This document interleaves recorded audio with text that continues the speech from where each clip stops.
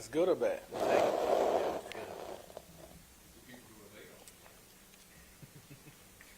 Should I wait? That's it. No. Who's not here? Everybody's here. Shay's not here. Shay's spotty. In unison. Shay don't count. All right, let's dive into this.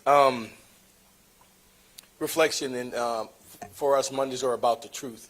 The truth was we're good enough to earn victory. And that is something that is hard to do in the SEC. And so anytime we can get a win, we're extremely excited about that because you put in the work to do so. So when I tell the story of this game, if you will,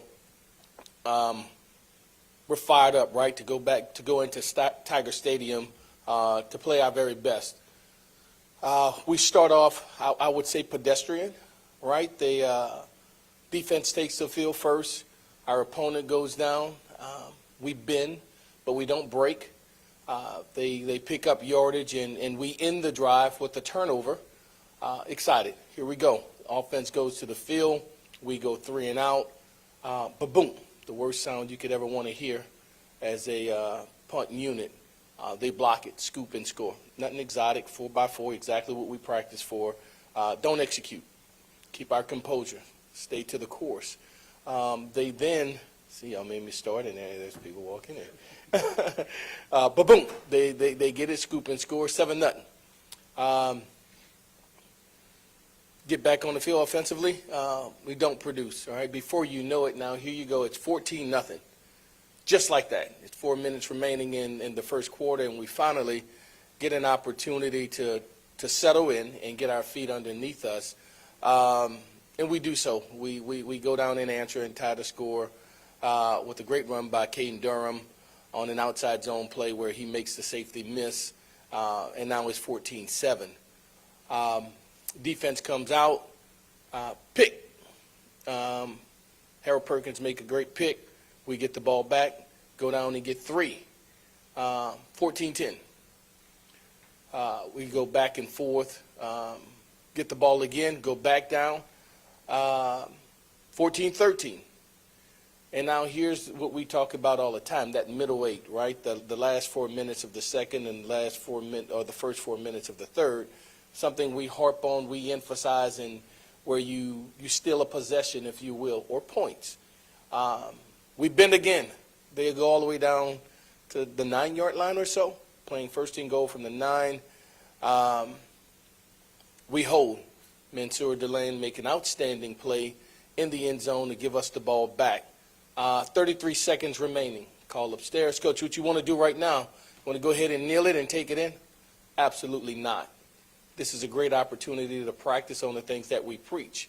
Our football team gathers themselves, and we take an opportunity to hopefully pop a run to get a 2-minute drill started. We pop a run for 10-plus, pop another for 10-plus, then you take your shot, you get a PI, take another shot, put yourself in position, and now you go down the field and 5 plays, 50-plus yards, and you're facing a third down. In 10, you pick up 12 with an outcut. You catch, you get out of bounds, and now you're in position, poised. That's at 12 seconds. Now you're about 7 seconds. You kick a field goal. You take the lead 13-16. Huge for your football team as you swing momentum. You get the ball back in the third quarter. Go out there, get 3 more, add to it for your football team. And so we go back and forth with this team, and then in the back end of the fourth quarter or third quarter, you mount a drive. You pull out all the tricks and gambits to give yourself a chance to win this game because it's required. And as we get down into the red zone area, their defensive end, they run a little switch game. The end jumps inside. The tackle should loop and have contained. He jumps back inside. And with Michael Van Buren, you got to be careful of that. He does that. We break containment. He finds Byron Sharp in the corner of the end zone, and we take the lead. At this point, we know that this game is far from over. It's still very much in the balance. It's a one-point football game. And so we have to, we get the ball with 5 minutes and change, and at that point know how dangerous their quarterback is and that we have to position ourselves to not give them the ball back. We can't afford to. We start a drive, we go down the field to help ourselves, and you're faced with a critical situation of 3rd and 4. And so you get 2 plus, and you play 3rd and 2 or less, we're probably going to go for it. You don't, you're probably going to kick it, or not. All right, we'll see. Because at this point, with a 1-point lead, they got to come after you, and to come after you, will leave them vulnerable. All right, and so because if not, they go down and put you in a tough situation.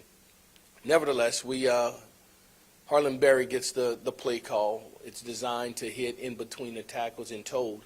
If it caves inside, you'll have a one-on-one matchup with a cornerback who's going to crack replace as the receiver goes to seal the box. It'll be you and he. You'll probably be 2 yards or so at that point short of it. Go win your one-on-one. Find a way, win your one-on-one. Does an outstanding job of setting him up, jump cut, gets outside of him. But here's the critical part. At that point, we make them use their 2 timeouts before the thought process takes precedence. You win, you have to go down, because if you score with a minute something, we're currently up by 1, we'll be up by 8. They have a chance to score and, of course, go for the 2-point conversion, thus taking the game into overtime. And so a mature young runner has foresight, insight, have taken coaching, does that. He wins his one-on-one and selflessly gives up himself and his opportunities to score in the game for the good of the team. And that embodied the game. It embodied the game, and somewhere in there, I just forgot to talk about the magnificent goal line stand that I'd be remiss if I did not talk about it. That was stellar, of a defensive line that played knockback football. So proud of Tank and those guys up front that just played LSU football. What our program has been built upon for many years in style of play, of toughness, of physicality, of refuse to lose. We're denying you today in Tiger Stadium, not this day, that we're going to find a way to win this game and hoist this trophy when there's no time left. And so in the greatest formation in football, Michael Van Buren kneels down in victory to secure victory for our football team. So that's kind of a snapshot of what our game was in my mind and how it played out. So take any questions there. Coach, I guess a lot of people have questions about Garrett Nussmeier this year. Do you think he's been compromised by this injury all year? And is he just trying to grind through it, be a leader when he played? And was he a better option, less than 100% than, say, the backup? Yeah, I'll start with this. I don't know if you guys had a chance to see him on the sideline. I was so proud of him and his leadership and how he stood by his teammates, how he encouraged Michael through the duration of the game, as well as the entire offense and defense.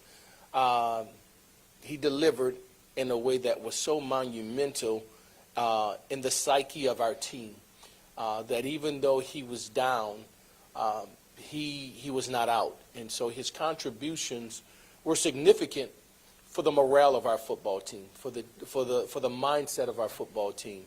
To say that he played courageously throughout the year is probably an understatement. I wasn't always privy to the injuries and the things that he was going through, but he went through a lot. He persevered through a lot. He pushed through an awful lot to give our team, himself, every opportunity to be our best. I commend Garrett for that and what he did in this year, which I thought was extremely courageous. Hey, Frank, can you clarify, is Colin Hurley's absence permanent or temporary, and maybe whatever else you can elaborate on with his absence? Yeah. He took a leave of personal related matters. It is temporary right now at this time. Do you expect Garrett to dress out and compete this week? I know he's going to want to. We're going to defer to our medical staff, our trainers, our doctors, to do what's best for him. If there's any way that he can, I know he's going to want to do so, but I don't have those answers just yet. I got to sit in the stands with my wife and watch the game, and we're watching Harlem run the ball, and she obviously says, "Where's this guy been all season long?" Right? Could you speak to the fans maybe that don't understand the evolution that is required for a freshman tailback, and kind of how it is a season-long progression? Yeah, we kind of talked about that earlier, a couple of weeks ago maybe, about playing without the ball, right? How pivotal that is in their development, and that now, we had to protect them even early on. They're naturally, running backs are naturally gifted runners, but very seldom at St. Martin's he was asked to block a 245-pound linebacker running down his throat that could have started outside and came inside, or had a mug look at one backer who pops out and he comes from the opposite way and now he has to scan back across, or to get a great pre-snap read of safety rotation to get out as an outlet, what would be a check down but now becomes a primary for the quarterback, that are critical for the success of the team. And so that development takes time, and experience is the best teacher. They have to go through it. As great as Leonard was when we played Wisconsin, I remember talking to his father, and it's like, Skip Bayless called him a bust. It's your fault. And I'm like, well, it's not my fault that Skip said that. He shouldn't have said it, and he's wrong. And as we know, he went on to become legendary and one of the greatest, in my opinion, college running backs of all time. But he wasn't ready. And so we had to play Kenny Hilliard and Terrence McGee at that time in that game. By mid-year, he was ready, and he hit full stride and played his very best football at the back end of the season. It just takes time, and we're in the development business. It's not the National Football League. We still nurture, we still develop, we still teach, they still grow, they still ascend. People assume when they come here there's an S on their chest and we just push them out there and they go play. We're teachers. We're teachers first. And so he needed that development. He's playing his best football now. I think it'll continue in the next couple of weeks to come and on through a bowl season as his evolution comes to bear itself. Coach, I know we're getting into some hypotheticals here, but without Nuss and without Colin Hurley, do you have a plan for an emergency quarterback behind Michael? We do. Yeah, and so, we got a guy that went through the entire spring with us and Juwan Johnson at quarterback, all the way into fall camp, who we've been constantly still working as Garrett's injury started to reveal itself even more, to have an emergency plan. And we feel confident about that. We feel confident about Emil being able to step in and get us out of the game if we needed to do so. So we have a contingency plan that we feel confident in. Yes. Just you spoke about Mansour earlier. Just what a benefit he's been to this team, I guess, if you could kind of elaborate on what he has meant to this team and how much he has improved his stock over the course of this season. Yeah, man, we're very fortunate to have him. I spoke about him last week, about him being a man on a mission to accomplish the things that he was looking for. And there's so many things that are not statistical superlatives, if you will. The pass breakup on the sideline on a critical third down, the coming off of shedding a block off a blocker to make a magnificent cut block. The sexy one is the interception down in there, but it's play after play. It's showing up. It's turning a play back inside to set the edge of the defense, to allow him or to allow us to corral and run to the ball, rally to the ball. His style of play has been superlative. I'd be shocked if he's not somewhere in the mention of SEC Player of the Week in this week. and at the back end of the year position themselves for awards for doing the things that he's doing in this season. Yeah, Frank, just with Aaron Burrell, he had a couple of those kicks that kind of went Yeah. off to the sidelines. Is there something y'all are asking him to do on kickoffs now that maybe he wasn't doing, as opposed to just booting it through the end zone like we saw so many times, I guess, last year and early on in his season? Just what do you think went wrong on a couple of those kicks? Yeah, we're asking him to boot it in the end zone.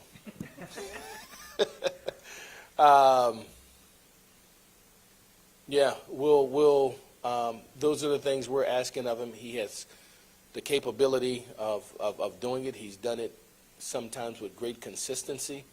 Coming back today in the injury report and seeing our medical staff, he was bothered by an old injury that we took care of. It reared its head within the game. Unfortunately, I think that could have affected his style of play. But we're not asking him. Here's what we're asking him to do. What do you do best? He shares it with us. Do that, right? And so we're putting him in position to do the things that he does best. Unless it's a situational deal. So when we score at the back end and there's 3 seconds left, of course we want him to squib it. We don't want to give him a chance to return it and have a big play unnecessarily. But outside of that, just standard operation of what he has done. Well, what is senior day like now because of the portal? Has it changed, and is it still important? Because now you've got guys here that have been here like 1 year as opposed to in the past 3 or 4 years. Yeah, so we have 28 guys that are going to participate in senior day. Don't quote me on the number, but we got quite a few of them that have been here 3 years and more. But we do have an influx of some of the guys that we've gotten out of the portal who've been here as little as a year or going on a year and change or less than. I think for those guys, they have embraced and taken in what it is to be an LSU Fighting Tiger. I think that they have adapted and are proud to be here and the things that we're doing in our culture and our way of life. I've visited with all of them about how that will look for us on Saturday. They're extremely excited to partake in it because they've never done it, because wherever they left, they were still yet an underclassman. And so a little different, I think, for some. Not much different for those who have been with us for a duration of time.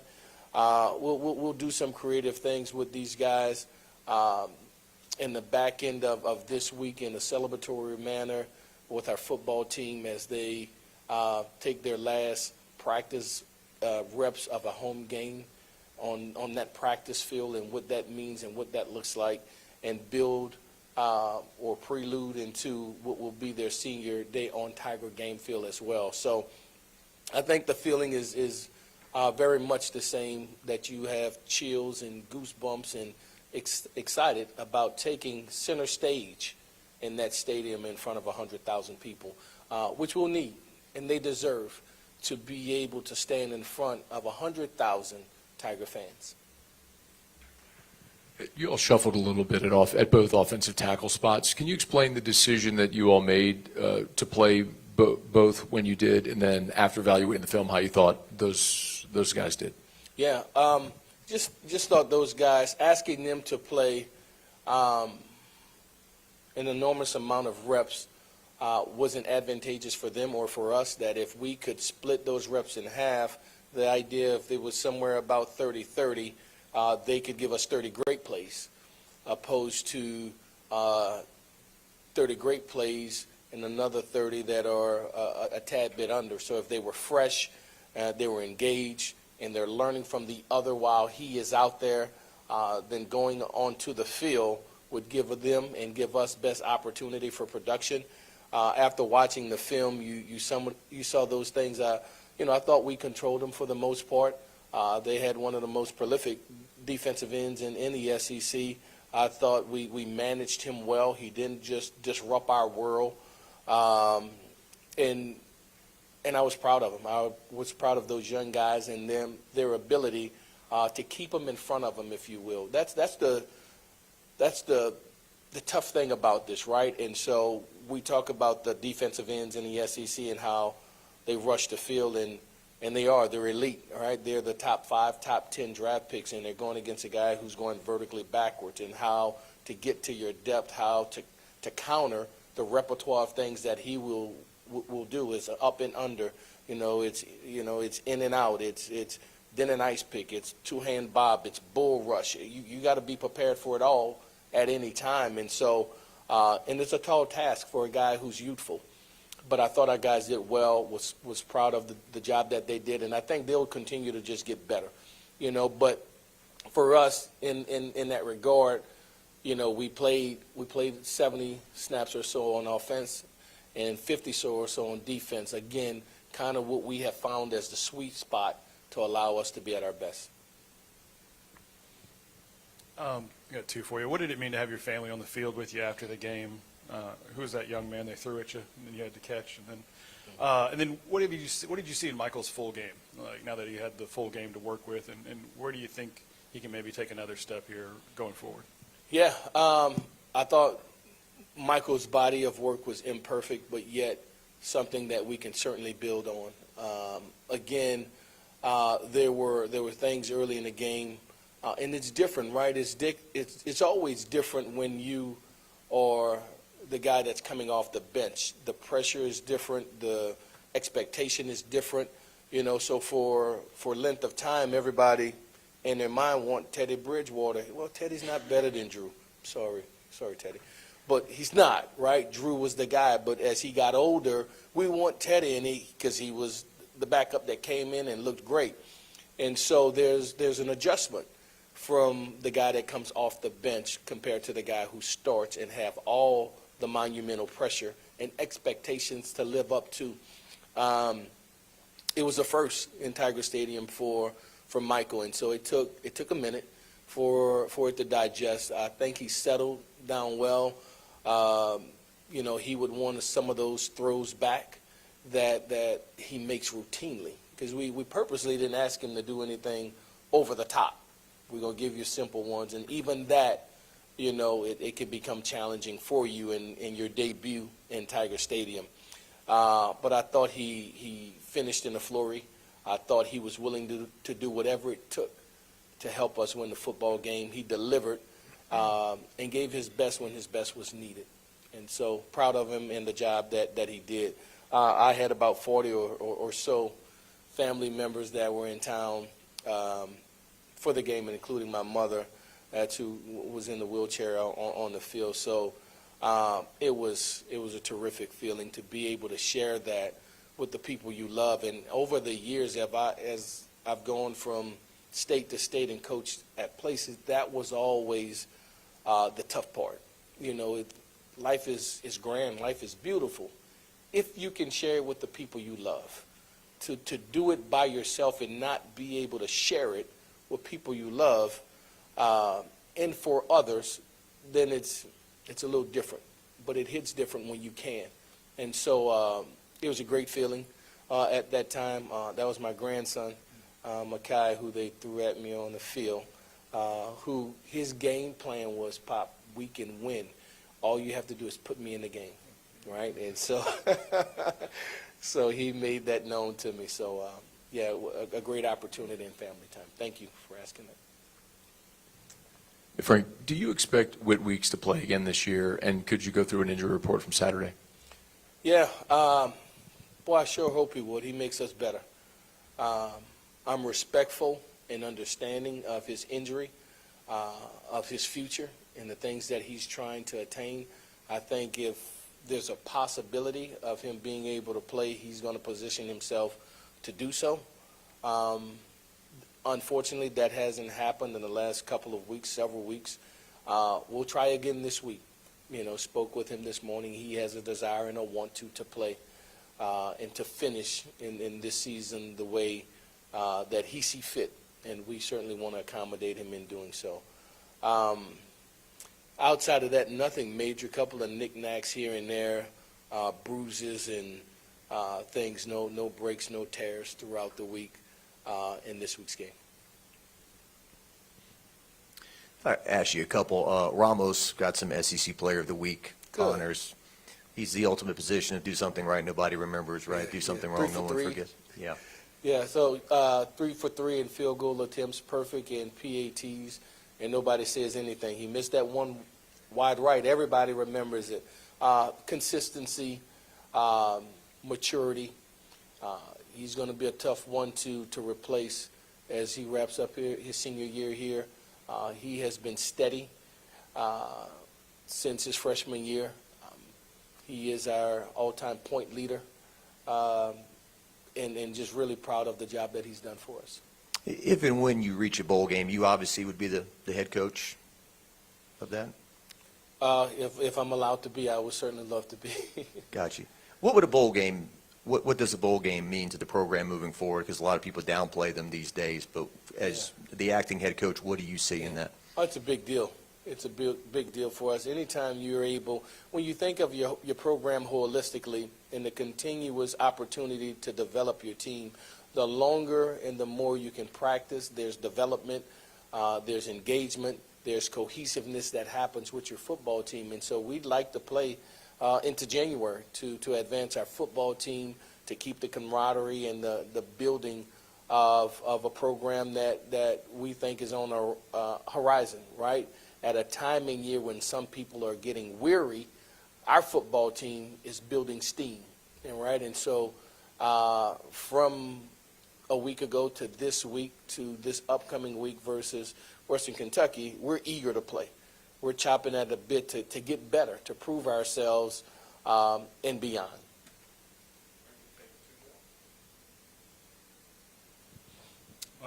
Just a recruiting question.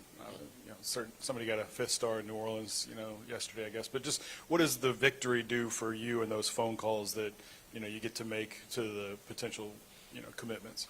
I think it's a big deal. You tell them just stay to the course, hang with us. You'll see the change. You'll see that we're getting better.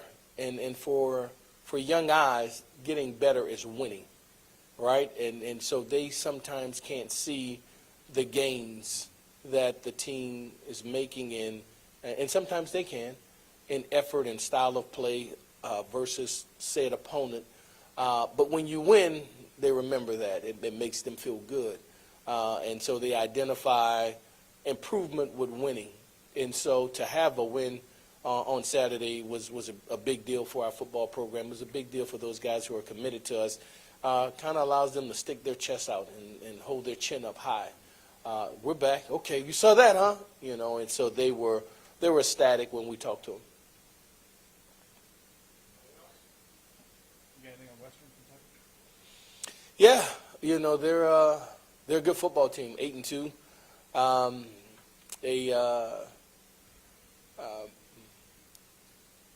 A gun and fun and raid offense that throws it all over the field in various formations, a quarterback that's dynamic in his own right.